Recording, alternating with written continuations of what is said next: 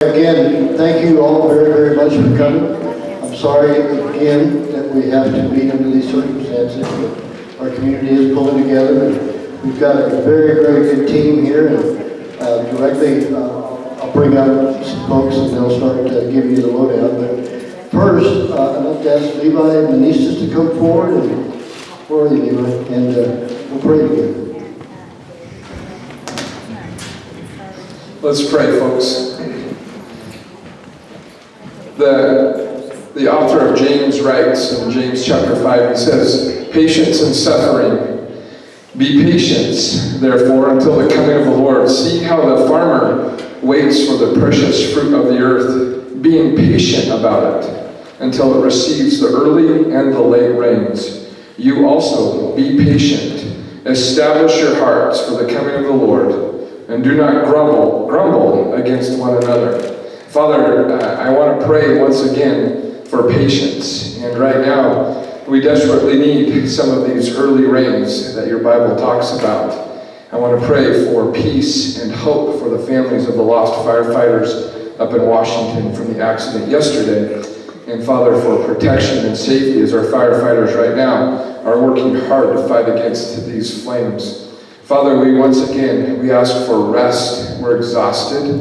We're tired. Our community, our firefighters are physically and emotionally spent. And so I ask for patience, and I ask for good rest for each one of us, that our batteries might be charged so we might fight again tomorrow morning. And so we love you, and we thank you for loving us, and I pray these things in Jesus' name. Amen. Real quickly, Sunday night at 6 o'clock p.m. at the John Day Nazarene Church is a community-wide prayer service. And I'd like to invite you to that. And thank you to Pastor Ron Robertson for opening his doors. Sunday at 6 o'clock at the Nazarene Church. Thank you very much. Thank you, Levi. Also, real quick, before I bring Tracy up, I'd like to publicly thank Governor Kate Brown. She came to town. She handled herself, I thought, very compassionately. She had a closed-door session with the folks that had lost homes. And she did not allow the press in there, so it wasn't a photo op. She was just all about giving those people comfort. So my hat's off to her. And then I also saw her. This is the governor of our state. I saw her publicly embracing some of the firefighters, and let me tell you, they were dirty and black, and she didn't care. She just wanted to show them that she cared. Also, we had Chief Tidwell, the Chief of the Forest Service. He was here. Doug Decker, he's the Oregon Department of Forestry, he's the big dog, and Travis McDeeman, Paul Bell, from his staff, they were all here also in support. And Becky Heath from the Regional Forestry also was here. And Kate Brown committed to doing as much as she possibly can within her humanly power and powers of government to help us out. So anyway, I'd like to introduce the Public Information Officer for the Great Basin team, Tracy Weaver. Thank you, Boyd. It has been a tough few days for all of you, I know, and for us as well. I'm sure you have some concerns seeing the column that's out there. We're going to have some folks chat with you about that. I did want to give you a really quick update on the fire near Prairie City. Wow. Sorry, I just wrote PC, shows I should write it all out, right? It's about 8 miles north. It's not heading towards town. It's called the Jerry's Draw Fire, reported to be 25 to 50 acres. There are 12 residents threatened. There are some folks from Oregon Department of Forestry here. If they might get updates by the end of the meeting to give us a little bit more.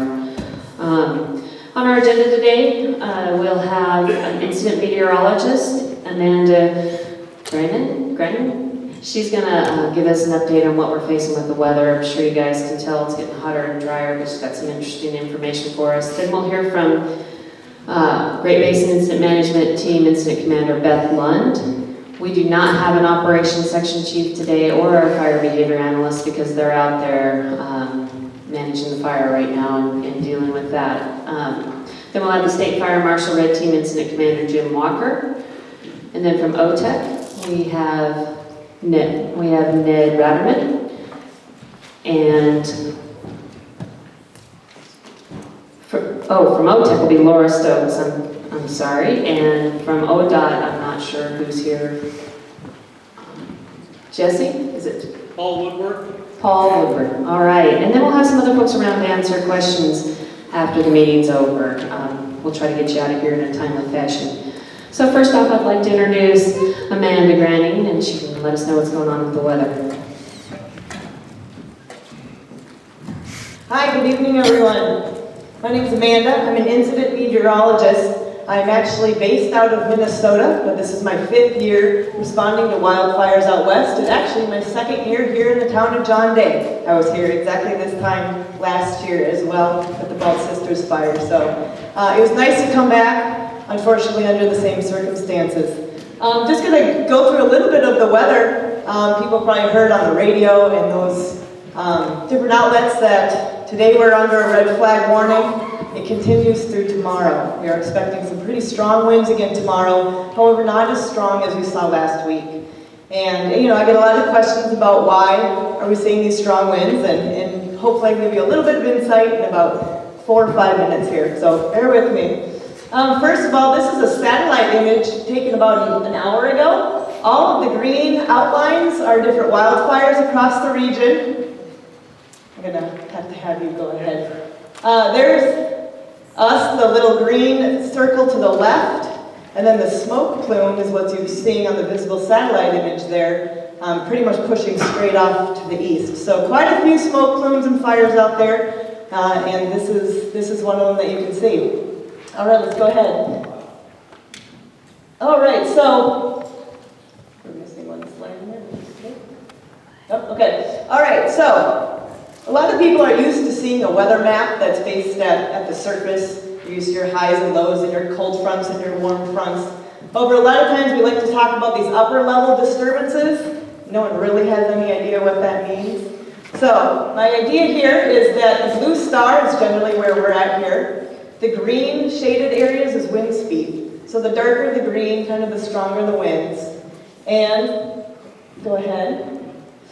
So this is a current image from kind of our weather pattern right now. The blue arrows are basically showing the way that the wind is flowing. And this is up above about 5,000 to 6,000 feet above the surface. And above the surface is where all of our wind is driven and our weather is made. So this is really what us meteorologists are looking at, what's going on up here, several thousand feet above the surface. So we'll kind of step ahead to see how it's flowing around us and what's giving us our westerly wind today. And those are the nice strong winds. Now this is right now, and this is the little bend that we can see where the winds are taking a turn, kind of from the west to the northwest. We call it the trough, a wave very similar to the waves in the ocean. And when we say an upper level trough is coming by, this is basically what we're talking about. So this is a current weather map. We're going to step ahead through till tomorrow morning. This is basically sunrise time tomorrow morning. So we can see that little bend in the winds and the stronger winds are kind of going to push their way down here this evening, make their way over us tomorrow. So the strongest winds are coming tomorrow. The winds will stay up tonight. And then we'll see pretty much like usual, the gustiest winds in the afternoon when we get some heating going on. So some gusts in the 30, 35 mile an hour range are what we're expecting right now. And they will be more northwesterly to westerly as we move ahead. All right, we'll go ahead then to, this is Friday evening. By this time, we're going to start seeing that trough and those strong winds starting to push off to our east. And go ahead. And this is Saturday. So Saturday, we get a break. On Saturday, that trough, those strong winds, the green areas, they're all going to Minnesota. They can have it. And we're basically going to see light variable winds around here, just terrain driven, less than 10 mile an hour winds. And then, that's pretty much it. One more slide. And then this is just into Sunday, with the high pressure again building over California and the southwest. And then trying to look into early next week, generally hinting at a southwest type flow. So with that trough coming in tomorrow, wind is the big money question, and temperatures will be a little bit cooler. It won't be quite as dry as it was today, however, it's still critically dry and dry enough for the fire to move. So thank you very much. It's been a pleasure, and I have to run to go to a night crew briefing, but everyone have a good evening, and we'll see you later. Thanks, Amanda. Incident Commander Beth Lund. Well, good afternoon, everyone. It's nice to see you all again. So I'm gonna. I guess I thought I'd start out by saying, you know, we have this morning we had about 915 people in our camp. So we've grown a little bit. You know, now not all of those are actual firefighters. Some of them are folks taking care of the firefighters, but you know, we have quite a few firefighters out there, and so we're doing pretty good, really. And I'll explain this big puppy thing out to the east of us here in a minute, but not to be worried. It is you know, a lot of fire, but I think it's not heading towards anything that involves communities or homes or even structures at this point, but I'll get a little further into that. We're kind of settling in there at the fairgrounds, and appreciate all the hospitality the townsfolk have shown us and our firefighters. Hopefully we're doing a good job at keeping that speed down and being good visitors. So yeah, so we had a kind of a sad start this morning. You know, the fire community, just like any community, police, you know, emergency services, mourned the loss of 3 Forest Service firefighters up in near Twisp, Washington last night. Pretty sad thing. You know, they were trying to initial attack the fire, much like this fire that's burning near Prairie right now, and we're not sure all what happened, but also 4 others were pretty badly burned, one pretty seriously. So we talked about that a little bit. There's help in the camp for firefighters that, you know, might feel like they need to talk to someone, and but everybody's pretty much buck up and get back to work and do the job that we were hired to do here. So anyway, that's how we're sitting right now. The team is on day 5 today, so we'll be here for quite a bit longer, and like I said, we're kind of settled in. So I think I'll have Brian sort of take us around the fire, try to kind of just narrate a little bit and tell you what we got going on.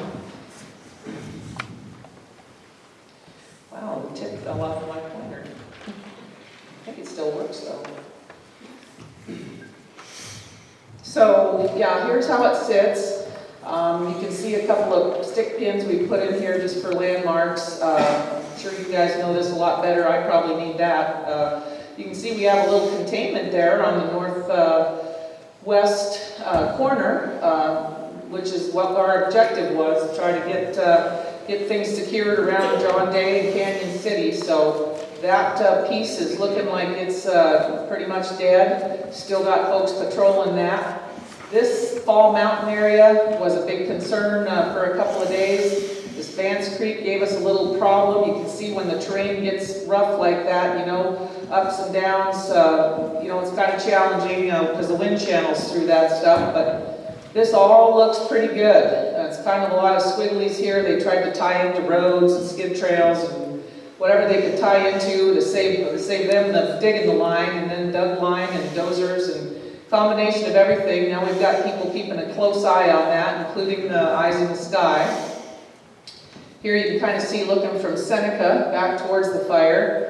It kind of ran up to these ridge lines here, and we were able to get around it with roads and trails, like I said. We've been kind of battling this thing for a few days here, this canyon, but this is all cooling down nice. Jim will talk about some of his structural engines that have been in there, making sure that's all secure around the homes. This little problem area held pretty well for a couple days now, and so this south end is starting to look a little better. What we did is last night when that blew out a little bit down on the south here, we got that northwesterly sort of wind. I believe this is the road they may be tied into. It might have been another one up here. Are we done flying, Brian, or are you just held up? So they tied some roads together here. I'm not going to try to get too specific because I'll mess it up. Okay, that's good. And anyway, these held. So we were worried about that because Amanda had kind of thought that the wind was going to be a little more out of the north, which we thought would challenge this line. Just if you can just kind of hold it there. Can you go back? I want to talk about this southwestern. Oh, okay. So I was pleasantly surprised today. The fire, you know, when it's not smoky and inversion like we had the last couple of days, the air lifts out. Now that means the fire burns faster, or burns more readily because it can vent. However, it's good because it goes straight up and we can see what's happening. So the crews were able to hang on to this, which was a big deal. Because otherwise it was going to kind of push towards the 16 road, and we really didn't want to, that was our contingency to try to hold it on the 16 road. But the weather cooperated today and came more out of the west. So what's happening with this thing is it's continuing to stretch out towards the east, and I don't know if you can swing back around it just a little bit more. So it's going pretty much due east according to what the guys out there told me. And yeah, it's making a big column, but this is an old burn. I think it's called the Parish Cabin burn a couple of years ago. And so it's really slowed up in that. Now there's a lot of old snags and grass and brush in that, but not too much because it's only 2 years old. So that's helping. It's kind of hurting the fire back up into the wilderness. It's not necessarily a good thing, right? We don't like to see any of that vegetation and, you know, the wilderness burn, but it's kind of better than having it come down towards ranches and communities. So for right now, we're doing pretty good here. The helicopters, we're supporting them there, trying to just keep it herded back that way. So that's where all the fuss is with this big column back here. It's just working itself around in here, and you know, I haven't really flown it yet. But this looks like a feature that will probably help slow it up as well. It gets up in there. Jim will talk about what he's got going on here with his state fire marshal resources and making sure that this doesn't, should it decide to come down this way, we've got protection there. So we can go ahead and fly back around. So anyway, same story with the wilderness. We really haven't had enough resources. We've been focusing on getting all this stuff secured around where it's, you know, going to impinge on values. And there's a little bit, this thing's burning pretty actively. Haven't heard much today, but we're happy with the way all of this is cooling off up here. You can see the stuff that we can see from town. You can see some smoke up there, but there's little people running around up there on the edge trying to make sure that that stuff's not going anywhere. So we've got crews all around the edge of that, making sure that it stays where it's supposed to. This was kind of hot for a few days, and they're just making sure that we've got some contingency opportunities here along these ridges. And if the fire should start coming down in here, we're there's been some structure preparation and assessment going on up there. So all in all, we feel pretty good at this point. You never want to trust these big guys until you get that black line all the way around them. I would suspect today we'll get a little more containment. We called that 10% last night. We'll probably see a little more. I'd like to see this whole edge get black on it. It doesn't mean we'll abandon it. We'll keep watching it. We've also got a helicopter and a fixed wing watching it from the air just to make sure. You know, Jim and I aren't real well versed on what's going on with that new start, but you know, obviously it didn't start from lightning, so I think we did a pretty swift response, and we've got all the aircraft diverted over there. Hopefully they catch it, and we don't have another big thing like this. It's kind of in a little bit lighter fuels, I think. So hopefully they've got a good chance, and it's towards the end of the evening, so it should start cooling down here. So we'll hope that, keep our fingers crossed that they catch that. And with that, I've probably rambled on long enough. Turn it over to my counterpart, Jim Walker. Oh, yeah, I might give it a try. Thank you. Again, my name is Jim Walker. I'm with the State Fire Marshal's Office and the OSFM Red Team. And we're here at Unified Command with Beth Lund's team. And that's working extremely well. It's kind of neat to see that we can come in with our mission really being structural firefighting and hers really being that wildland firefighting and coming together for our mission of protecting communities. And so that's what we're doing, and that's what we're focusing on. And as she showed you, a majority of the line that's currently in there is on that northern piece, as well as that west side. And that primary reason for that is so we can protect communities the best that we possibly can. Although it's been relatively quiet up here on the north end, we have still had about 10 engines up in your community that are going out here and scouting and looking at the different structures to make sure that if it does decide to turn around and go the opposite direction, that we've done some prep work. So some of you may have some sprinkler systems that have been set up. Some of you may have seen a little bit of cleaning up around those areas that we think potentially, just in case we want to do some work with. But they're still there right now, and they're actually there in the evening time as well. So although all the smoke is going the other direction, those folks are still there in your community. If you go down on this lower southern portion, what we're focused on right now is we have task forces or engines, about 10 engines down in this area. There's a few ranch homes that are down there, some barns and some other buildings. And we've got folks off that 16 road and up to 15 road that are currently keeping an eye on those structures as well. And so they've worked really close with the wildland folks, again, building a line around it, and where they can, trying to get the fire diverted. And they're doing a real good job with that. Because of the movement, this kind of came into the picture today, and that's that youth camp. There's about 25 structures within that youth camp. And we would just hate to see it burn as well. And so what we've done is we've sent a bunch of engines in there today, and what they're doing is trying to do some prep work, just in case it does decide to move further to the east and then down to the south. So really today, our majority of what we're doing is really just assessing and doing prep work. As Beth had mentioned earlier, with these residences that are in here, we again work hand in hand with her team and hand with wildland folks, and made some really good saves in that canyon area, because that's been a real tough battle for us over about the last 3 days. And those folks have worked extremely hard. That's their 6th day of working on this incident. As most of you know, it's a pretty difficult job. And although I'm not necessarily out there with them doing it, which is a good thing, because they're obviously younger than I am and in probably better shape to do it, we're working with those folks, monitoring those folks.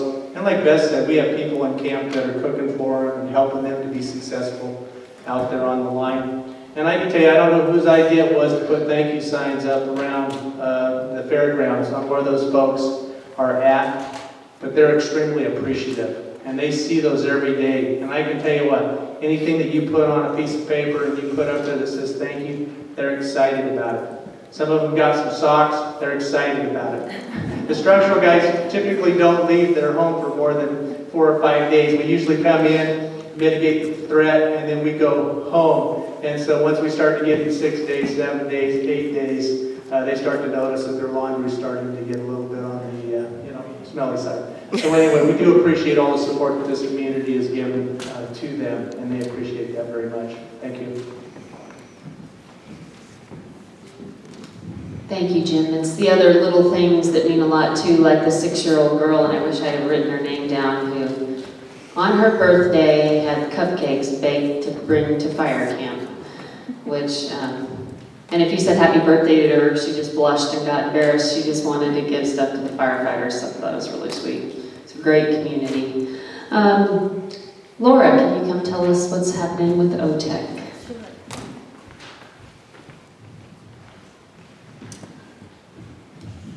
Good evening, ladies and gentlemen. My name is Lara Petitclerc Stokes, and I'm the Communications Manager for Oregon Trail Electric Cooperative, your Oregon Trail Electric Cooperative. Thank you for your time this evening. You'll see myself and my counterpart, Ned Ratterman, at these community meetings, and I'm just here to tell you that we're in it for the long haul. We're your nonprofit cooperative, and we're here to help you rebuild when the time comes. We've actually started restoration. We started restoration yesterday on this fire. This fire here is one of 2, of course. You're probably familiar with the Cornet Windy Ridge fire that we had over in Baker County as well. We've been staging poles at milepost 6 in Canyon City, here in this local area, and at J Bar L. Additional crews will arrive on Friday. Additional tractor trailer poles will be delivered on Saturday. We're going to bring in 60 additional poles because, as you probably can guess, with this fire we've lost miles and miles of line and poles, and so we are starting the stages of restoration as we speak. We temporarily lost Fall Mountain yesterday briefly, but we de-energized and removed trees that had fallen across the line. As I'm sure you can imagine, the trees burn and they fall across our poles and lines. And we re-energized for KJVY and other communication needs. I have to say that we had a lineman that was up there protecting that area, and he did a fantastic job, and so kudos to the lineman for doing that. We have heard some reports this morning of a rumor of rolling blackouts, and I'm just here to tell you that that's false. We are also, the area is back on, I would say, Miller Mountain, up Canyon Creek. The Baker District over in the area where I'm from is completely restored. I'm happy to say as of 3:40 this afternoon, the line crews were out there at Beaver Creek or Beaver Mountain and Pleasant Valley. And so now that they're freed up there, they're chomping at the bit to come over here and help you guys out. Power lines on the ground. If you guys see any of that, please call our district office immediately. We're there to help you as a resource, and treat them as live wires. Treat them as you would a loaded gun. They are harmful, and so stay away and call us so that we can take care of that for you, because your local OTEC office is there as your resource. Crews are working tonight to pick up the Art Tennell's house, all the way out to Art Tennell's house, so I thought you guys might appreciate that good news. For regular updates, please, we have regular updates posted to our Facebook page. We've been using social media quite extensively during this time because it is one of those guarantees where if you are out of power, if you have a mobile device or your neighbors have a mobile device, you can get regular updates from that as well. We have a table over here. We'd like to bring a little bit of attention to portable generator safety. So if any of you here in the audience have a portable generator and you have any questions, please come over and let us give you a little bit of insight and information on that. And again, thank you all very much, and I appreciate your time. Thank you, Laura. And while Paul Woodward comes up to give us an ODOT update, just wanted to say this community's been great working together. Our cooperators meet every day talking about some of these concerns that we have as far as getting the road open, getting you folks back home. Thank you. My name is Paul Woodworth. I'm the district manager for ODOT, covering Harney, Grant, and Malheur counties. And we currently have about 50 staff on the ground right now operating out of the Kansas City maintenance shop. They come from all around the state right now. We have staff from down the South Coast, Salem, Hamilton, LeGrand, as far as Jordan Valley and Basque. So we have about 50 people on the ground right now, multiple pieces of equipment. Our primary effort right now is falling hazard trees along 395 up Canyon Creek and then up to the top of Canyon Mountain. We expect to be complete with the falling operations tomorrow, and then our goal is to, none of that's really been cleaned up other than just pushed off to the side of the road at this point. But our goal is to then hopefully get to a place on Saturday where we can start some limited piloting of through traffic on US 395. What that will likely look like is daytime only, starting somewhere mid-morning, like around 9 a.m. And we would run pilot cars probably at the top of the hour. So we would start with 2 pilot cars, one from each end, and at the top of each hour we would release those pilot cars so that they could move traffic through. So it will be limited access, but we'll be starting to open it up to some through traffic access. That's our goal right now. If things change with weather or fire behavior, we may have to change that, but right now it looks like we're on a pretty good track for that.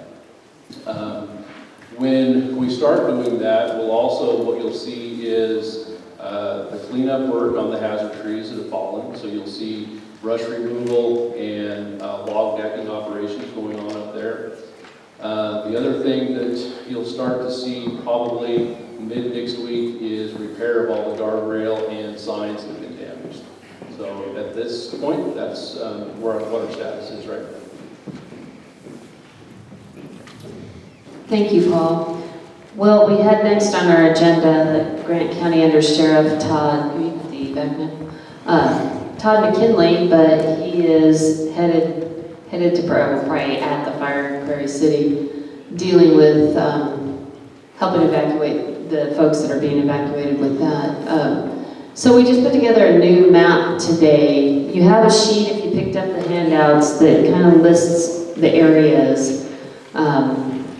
And you folks know your home area better than we do. I don't know, did we get the 11 by 17 handout maps too? We did. So there's small maps, but hopefully you can figure out, everybody's familiar with the level 1. This level 1 evacuation around the Seneca area was new last night. Level 1 is just be prepared. Also level 1 here south of the 16. Level 3, or level 2, there's several areas still in level 2. And so it's be ready is the first one. I guess that's be prepared. Be set, and then level 3 is go. Get your things and go. If you're in a level 2, if you were in a level 2 at the beginning of this fire, you probably are still in a level 2. Nothing's dropped back down to a 1. But some of the areas with the containment and the fire, we were able to change to the night before last from a level 3 to a level 2. Anyway, we hope to keep that updated on InciWeb, the radio station. Pardon us for any confusion on some of how far north that closure went. It's about milepost 12 on the 62 road. So I'm sure you guys probably have questions for that. We'll do our best to answer them. But that's where we are with that closure right now, or those evacuation levels. We also have Dave Hallemeyer, the district ranger for the Forest Service. They just implemented a closure that we didn't have time to get a map put together for it, but it's basically south of the Strawberry Wilderness to 62 and 16, correct? Correct. If you have questions on that, Dave is here. He can kind of go over it with you afterwards. Will you flip it to the information sheet? So there's lots of places you can get official fire information. We put those up there for you. Of course, the Malheur Facebook page, their homepage, Twitter, all of that. Canyon Creek Twitter is a new, Canyon Creek Fire Twitter is a new Twitter. Canyon Creek Fire Facebook is a new, kind of more interagency Facebook page we just set up today. And then, of course, InciWeb is the most official document. Sometimes we do have problems with InciWeb because the whole nation uses it and we have as many fires going as we do right now. It can be a little clunky and a little slow. It's much better than it used to be, but InciWeb's a good one. And then, of course, the Joint Information Center numbers, we answer those from 7 a.m. to 10 p.m. So feel free to call anytime. So I was going to have Tina O'Donnell with the Department of Forestry come and give just a quick update on the Jerry's Draw fire.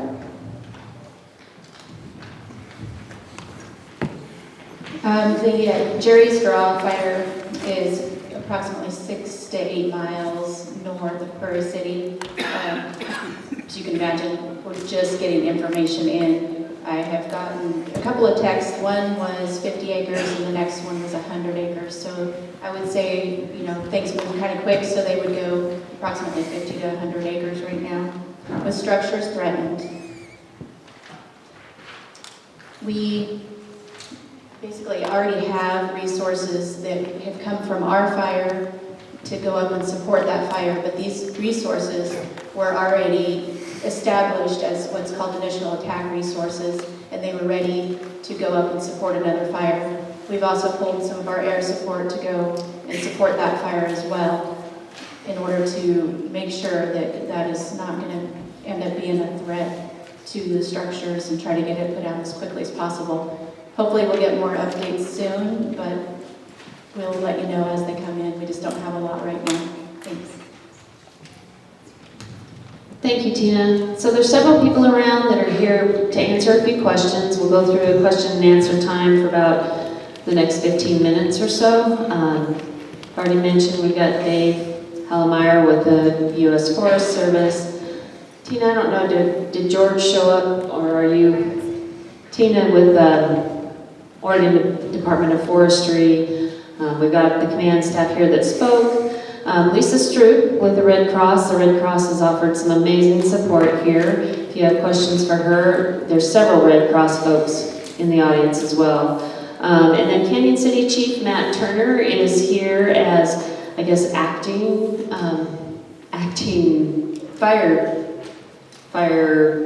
defense chief today as well. So let's take a few questions. A couple of rules I guess we should put out there. Let's remember to keep our questions about what's going on from here on forward. We're moving forward in our progress right now. We don't want to look to the back, what happened before. Let's also give time for other folks to ask questions. Only one question per person if we could, and keep them kind of brief if you can. And then we'll be around afterwards to answer more questions. Ma'am?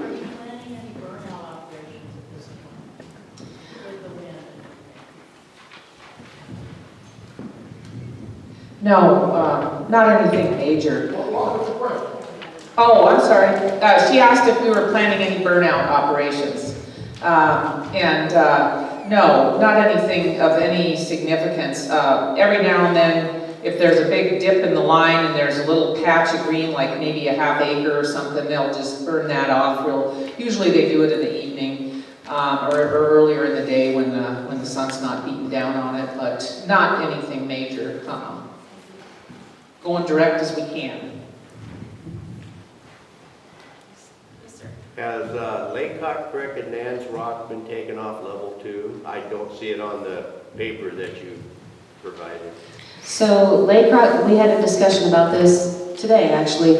Laycock Creek and Nan's Rock, so everything south in that area is level 2. And the rest, you're level 1 basically, like the rest of the area. Okay, are you aware they're just not on here anywhere or on the website? They've just disappeared, those 2 areas? We'll make note of that.